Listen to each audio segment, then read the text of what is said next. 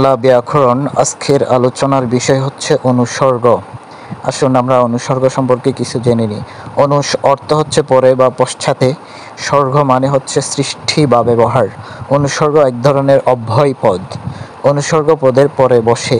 যেসব শব্দ কোনো শব্দের পরে বসে শব্দটিকে বাক্যের সঙ্গে সম্পর্কিত করে সেই সব শব্দকে অনুসর্গ বলে।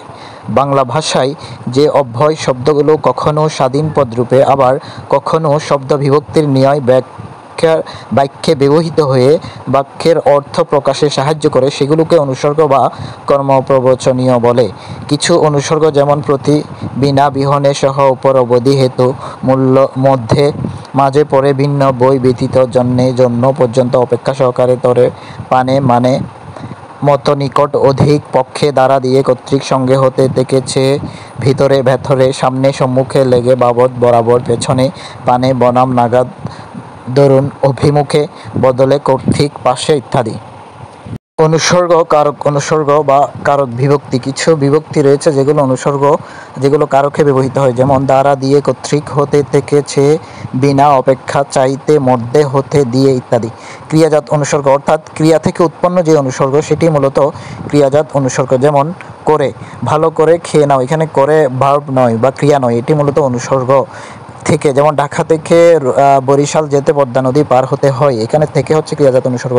তেমনইভাবে মন দিয়ে লেখাপড়া করো বা লেখাপড়া করা দরকার, এখানে দিয়ে হচ্ছে ক্রিয়াজাত অনুসর্গ। ধরে, যেমন বহুদিন ধরে অপেক্ষা করে আসছি, এখানে ধরে হচ্ছে ক্রিয়াজাত অনুসর্গ। বলে, সেই সঙ্গে যাবে বলে তৈরি হয়ে আসছে বা এসেছে, এখানে বলে হচ্ছে ক্রিয়াজাত অনুসর্গ। অনুসর্গের কিছু প্রয়োগ, যেমন বিহনে, বিহনে ব্যতিরেকে অর্থে, যেমন উদ্যাম বিহনে কার্পুরে মনোরথ। অবধি, পর্যন্ত অর্থে, সন্ধ্যা অবধি অপেক্ষা করব।